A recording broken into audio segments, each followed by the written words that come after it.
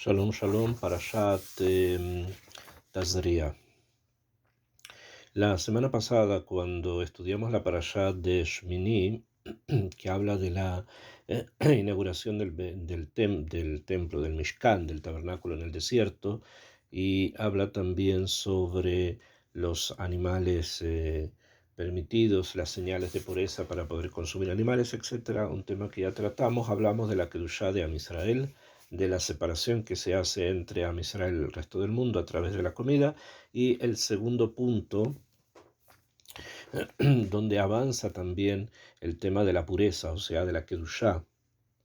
Me refiero a la forma en que Israel se separa del resto del mundo, es el tema de Tazria y Metzorah, en que habla de los Negaim, la lepra bíblica, que no es la lepra exacta que tenemos hoy día, sino una lepra distinta, donde también vemos una aparición de ciertas manchas sobre el cuerpo de las personas, para indicar ciertos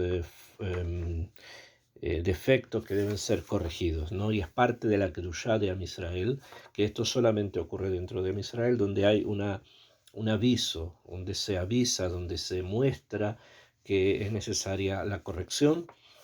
Y después vamos a ver que estas manchas van a aparecer también en los keilim de la persona, o sea, en su ropa, y finalmente también aparecen en su casa. La próxima semana vamos a estudiar la parashá de Metzorah, donde se completa este tema con los korbanot, o sea, con los sacrificios que hay que traer cuando una persona se cura de esta lepra. Akshav, la Torá dice lo siguiente. Antes de, como una especie de introducción al tema de la lepra, de todo lo que tiene que ver con los negaim, en la primera parashá de nuestra parashá se relaciona al tema de Nidá. Cuando dice Vaidaber Hashem el Moshe lemor, así comienza la parashá en el capítulo 2, en el versículo 1, dice Vaidaber Hashem el Moshe lemor, Daber el Bene Israel lemor, Isha ki tazria ve'yalda zachar, betama'a shivat yamin kemei nidat devotatitma. Dice que cuando una mujer da a luz un hijo, si es varón, ella va a estar impura durante 7 días, y va a ser parte de su proceso para que después se pueda purificar. Y de eso habla más o menos. Hoy día no quiero entrar precisamente en ese tema, sino en el tema de la lepra, que es el que se da en el Perek siguiente. En algún momento vamos a tratar el tema de la nidá y las perspectivas más profundas que esto tiene dentro del pensamiento de Israel. Por el momento quiero centrarme a el tema de los negaim, o sea, de la lepra. En el pasuk, en el Perek, capítulo 13, dice: Vaidaber Hashem el Moshe vel Aharon lemor, Adam ki hiye veor besaro, se'et o sapahat o baheret, vehaya beor besaro lenegasarat, beuva el Aharon HaKohen o el Achat mibanav HaKohanim. El hebreo dice lo siguiente: habló Hashem a Moshe y a Aarón, a ambos juntos.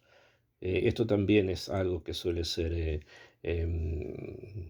pensado, debido a que normalmente se habla a Moshe para que Moshe le enseñe a Aarón, y en este caso se ha preferido el dibur, o sea, Hashem ha preferido hablarle a ambos, por la vinculación que va a tener Aarón, especialmente en la revisión de los negaim, o sea que Aarón, el Cohen, va a ser el encargado de revisar si estas manchas blancas que aparecen sobre la piel de las personas son bemet una manifestación de una carencia espiritual de esta persona, o si es bemet una enfermedad y en la cual el Cohen no le incumbe, sino que solamente le va a ser importante si es algo que refleja un proceso espiritual negativo de esta persona.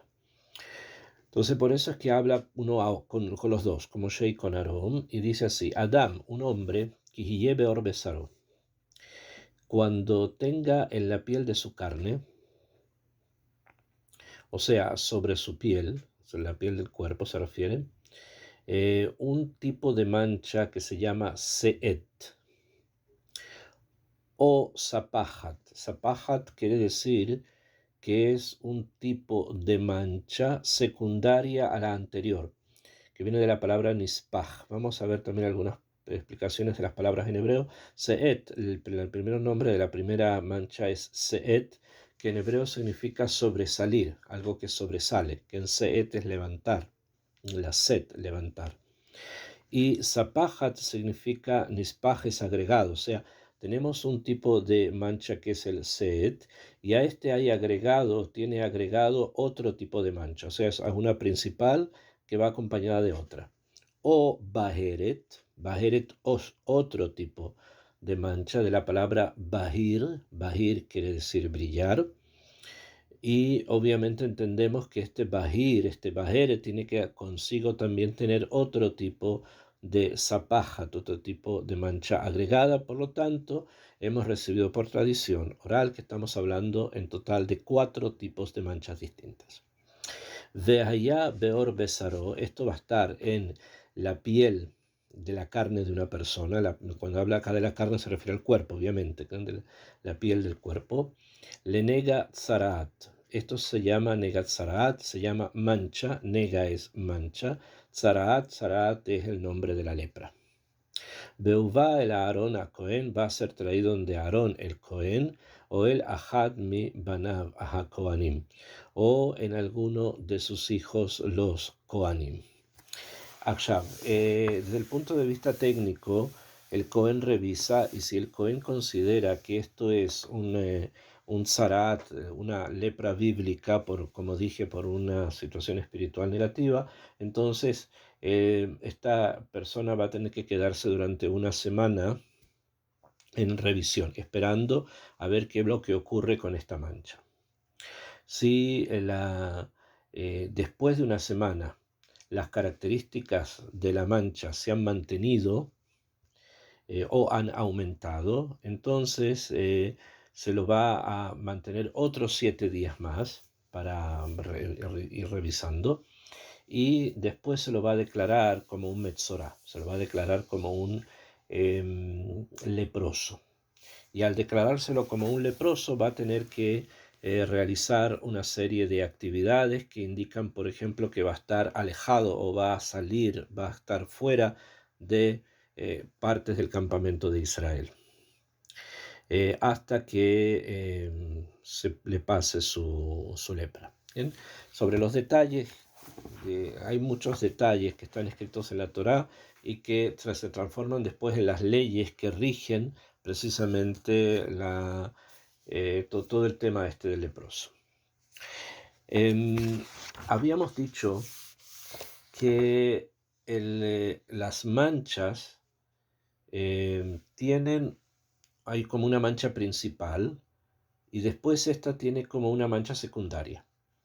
La primera mancha que aparece acá, llamada seet, de la palabra elevarse, corresponde o puede ser definida, descrita mejor dicho, como un semer laván, o sea, como lana blanca, o sea, el color de la lana blanca. Si este color de la lana blanca aparece sobre la piel, entonces estamos ante una mancha de estas espirituales. ¿Bien? Otra vez, cuando estoy hablando de la lepra bíblica, no estamos hablando de la lepra conocida actualmente, el mal de Hansen, ni tampoco estamos hablando de algún tipo de psoriasis o de otro tipo de manchas que ocurren o aparecen actualmente en las personas.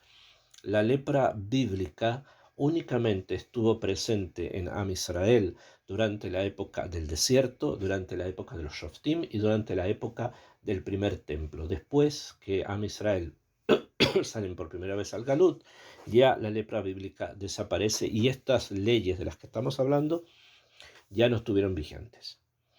Akshav, pero quiero concentrarme en el tema, porque de este tema se deducen después otras implicaciones a nivel espirituales que sí se mantienen. ¿Ok? Entonces, la primera mancha que dijimos se llama set, es como el color de la lana blanca, limpia y blanca. El zapahat de ella, o sea, el agregado a esta primera mancha, es como el color de la membrana del huevo.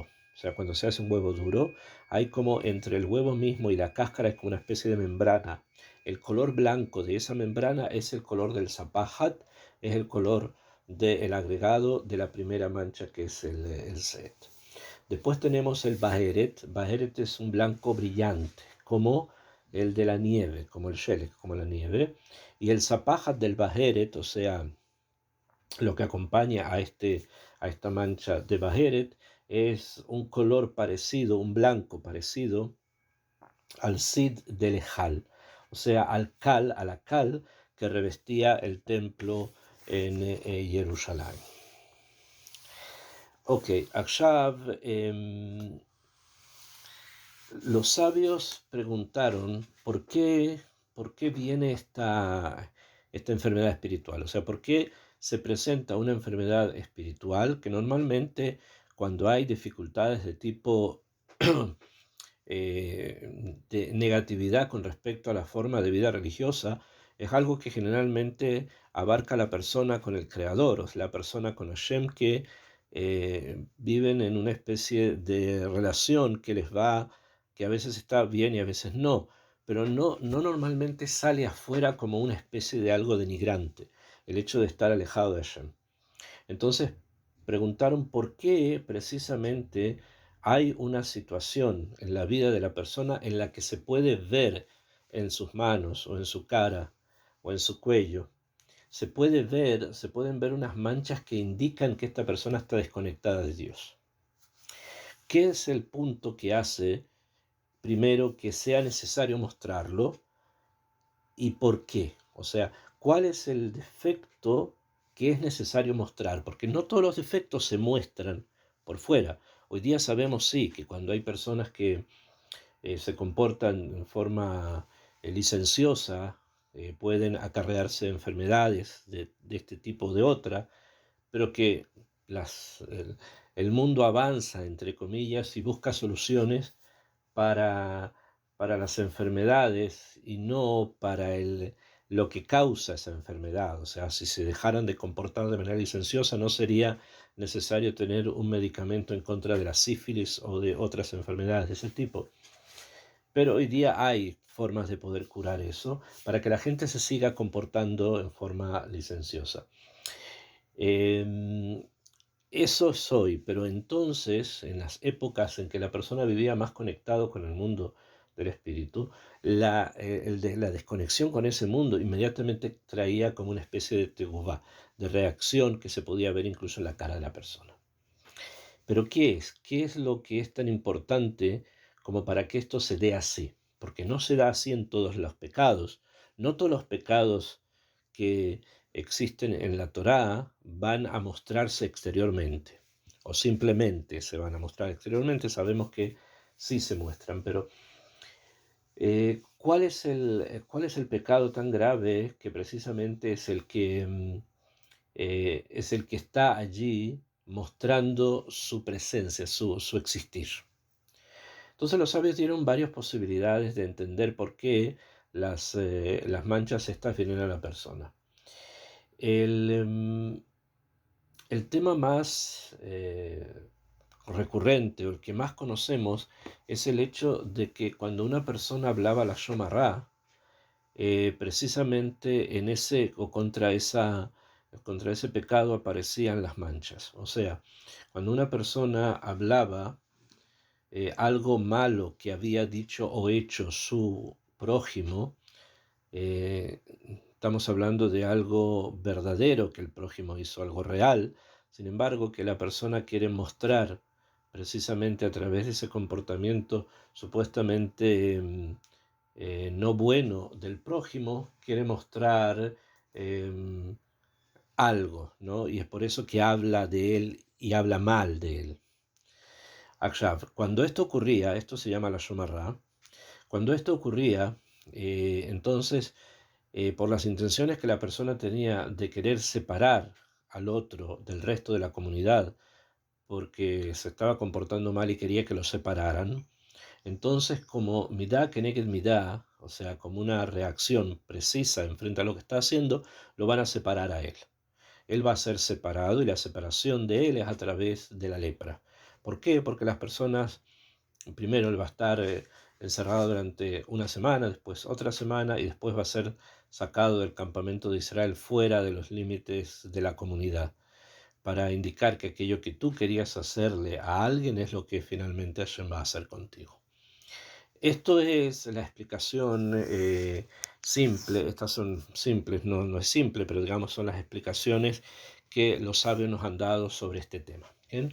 Y obviamente es algo sobre lo que hay que reflexionar muchísimo, porque normalmente los seres humanos tendemos em, a criticar e incluso a definir nuestra crítica como positiva, pero la verdad es que no sabemos exactamente cuando una persona critica a otra o muestra los defectos que otro tiene, no sabemos hasta qué punto lo que queremos hacer es reducir al otro para elevarnos nosotros, como si tuviésemos algo para que elevarnos, ¿no? Y esto obviamente continúa. O sea, si bien no se nos muestra externamente hoy, sin embargo, lo que causaba la lepra de las generaciones antiguas es algo que todavía está, solo que hoy día no se muestra. Si se mostrase, probablemente tuviésemos más posibilidad de poder reparar, porque quisiéramos volver a la comunidad, ¿no? Pero hoy en día estamos dentro de la comunidad y estamos dentro de un mundo de la crítica no necesariamente constructiva, em, y lo continuamos haciendo. Y como no hay nada que nos lo impida, porque finalmente es la persona frente a su creador que hace cosas o no las hace, o las hace bien o las hace muy mal. Entonces no podemos apuntar a algo para decir esto es lo que tú tienes que corregir, por lo menos no hoy día y no nosotros. Esta situación obviamente hoy día hace que la posibilidad de la conexión con el mundo espiritual sea algo bastante menos fuerte como lo era entonces, ¿no? Esto es, digamos, en las explicaciones sociales y las explicaciones del punto de vista de lo comunitario y de la necesidad de mantener una comunidad unida sin que haya la Shomará, para que haya un progreso también material y también espiritual del pueblo y de la comunidad.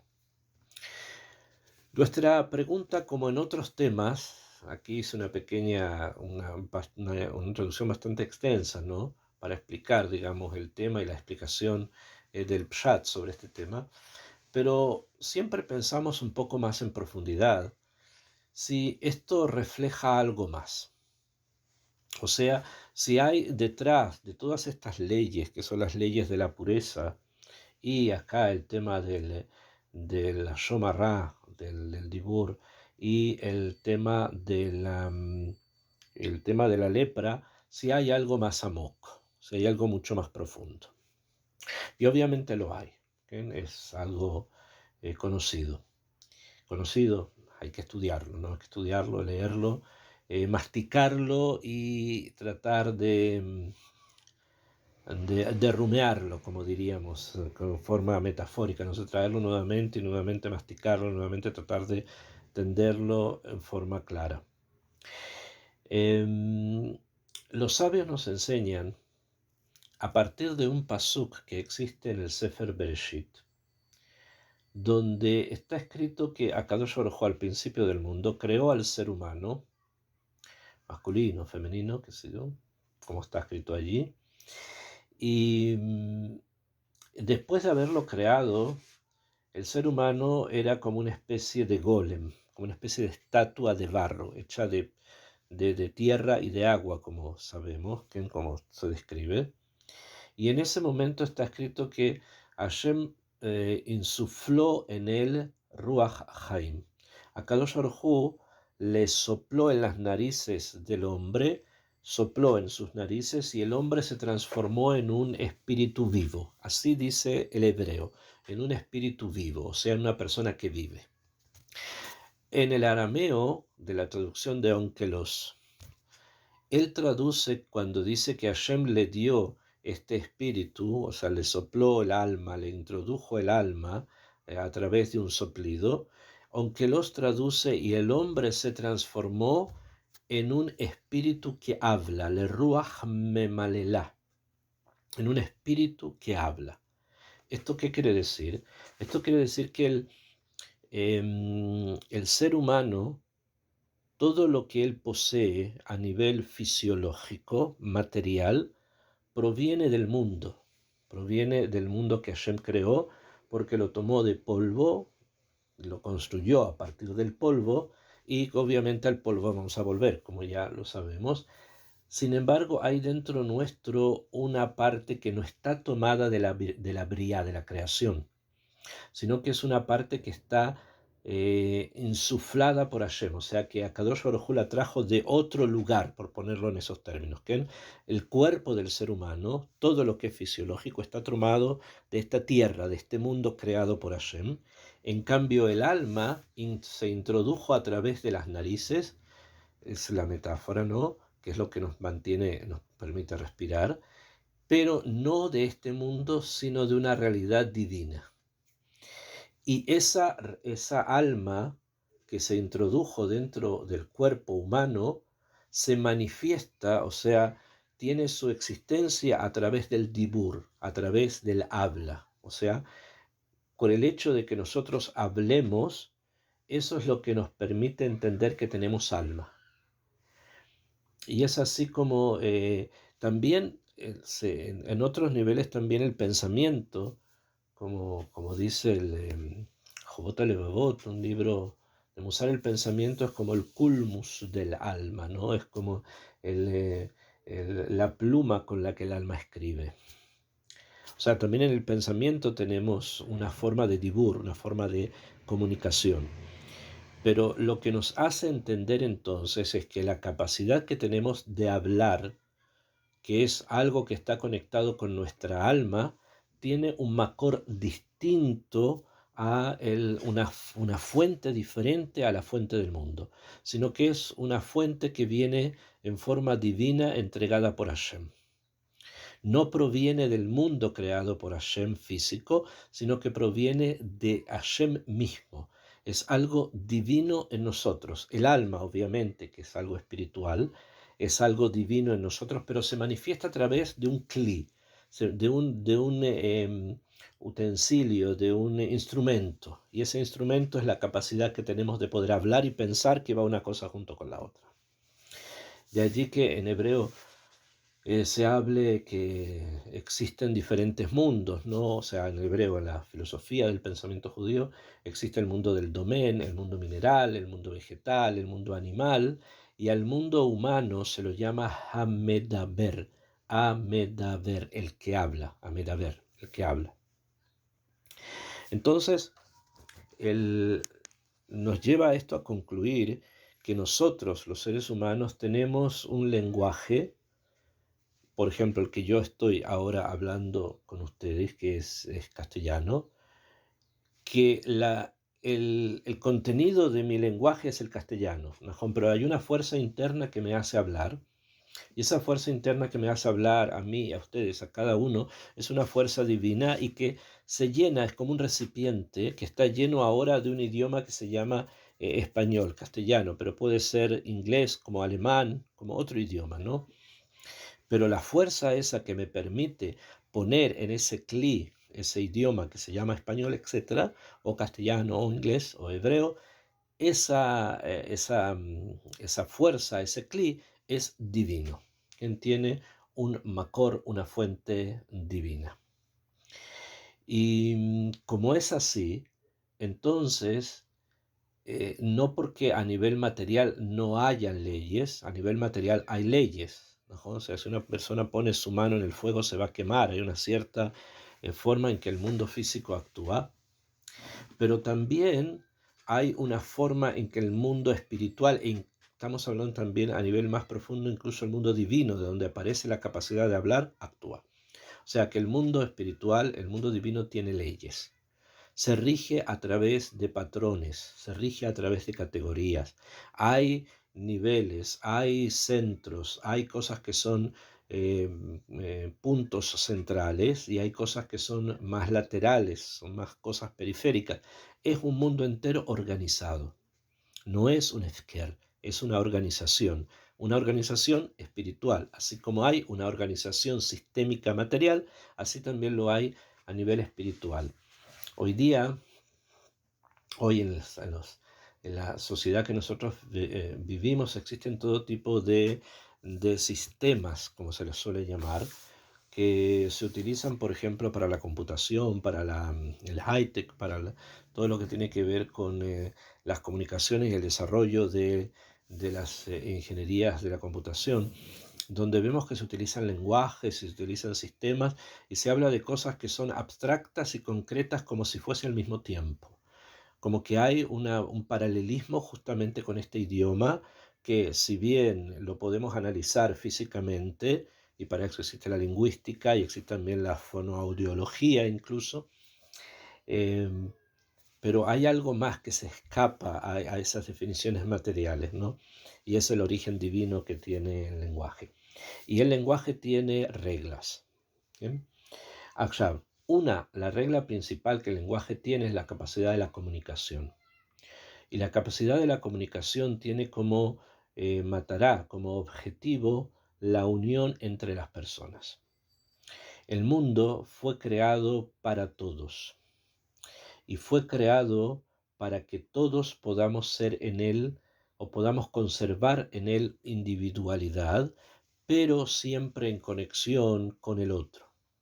Y por lo tanto es necesario mantener un sistema inclusivo donde todos estén presentes, donde la armonía maneje ese mundo y donde la posibilidad del amor, el cariño, el acercamiento de unos con otros sea posible.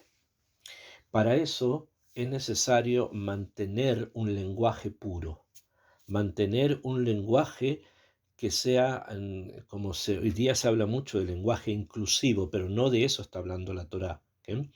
Sino cuando se habla de incluir, esto quiere decir que mi forma de hablar, las palabras que diga, la forma en que yo me expresen sean palabras de cariño, de amor, de ternura, que me permitan precisamente construir una sociedad, que esta sociedad sea lo más, con lo más relacionada con Hashem espiritualmente a través del amor.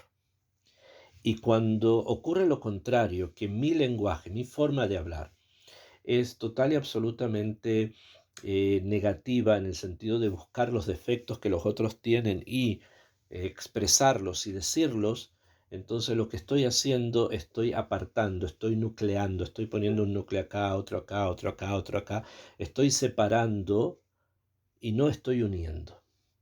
Entonces, es tan importante la unión que Akadosh Baruj Hu en su Torá nos indicó, nos señaló, que cuando hay personajes, cuando hay personas que representan la desunión, que representan el quiebre, que representan la grieta, entonces eso se va a manifestar externamente. Externamente vamos a ver que esa persona es de la grieta, que esa persona es el hombre de la división, que esa persona es el hombre del partido, lo que está partido. Y cuando es así, lo vamos a ver blanco como un muerto. Que en los colores blancos que están expresados acá son los colores blancos, que ya los hemos comparado a nivel simple, pero son como los colores mortecinos de las personas que están muertas. ¿Por qué? Porque el que dirige un partido político, el que dirige un grupo que es solo él y nadie más, la persona que busca solamente a aquellos que están cerca de él y nada más, entonces lo que estamos logrando es una situación de contraria a la armonía. Y la forma no amorosa de podernos comportar con los demás, es precisamente lo que trae desunión y lo que trae estas manchas blancas sobre la piel de la persona. Ustedes pueden preguntar, y es lógico que lo podamos plantear así, ¿qué pasa cuando hay situaciones que las personas son tóxicas o que las propias personas buscan separarse o que buscan la separación, que buscan la miflagá, el partido político, la asociación, la sociedad en sentido minoritario, buscan dividir a las personas en clases sociales, en culturas distintas, etcétera, etcétera? ¿Qué pasa cuando es así? ¿Qué se hace con los elementos que son tóxicos? La experiencia nos ha mostrado que muchas veces, cuando las situaciones son límites, muchas veces conviene separarse. ¿Bien? Conviene separarse, no separar, sino separarse. O sea, no es ese elemento es tóxico, no conviene estar cerca de él. Cuando esto cambie y las personas vuelvan en Teshuvá, los tenemos que aceptar a todos. ¿Por qué? Porque ya esas características descendieron. Y otra pregunta que tal vez me pueden hacer es, ¿cuáles son los criterios para identificar a esas personas tóxicas o a esas situaciones que no son las apropiadas? Todo aquello que esté según el camino de la Torá, que es un marco bastante extenso y bastante amplio, todo eso es Kadosh, santo. Y lo tenemos que tratar de mantener con nosotros. Pero aquello que está fuera de los marcos de la Torá, de lo que Kadosh Baruj Hu entendió para todos los seres humanos, judíos o no, que tenemos que comportarnos, que tenemos que vivir según esos principios, entonces todo aquello que no es eso, no es algo en lo cual nos vamos a sentir cómodos o nos vamos a sentir buscando la paz, sino por el contrario, son lugares que a veces hay que alejarse de ellos para que poco a poco todo eso que no es el espíritu de la Torá vaya desapareciendo.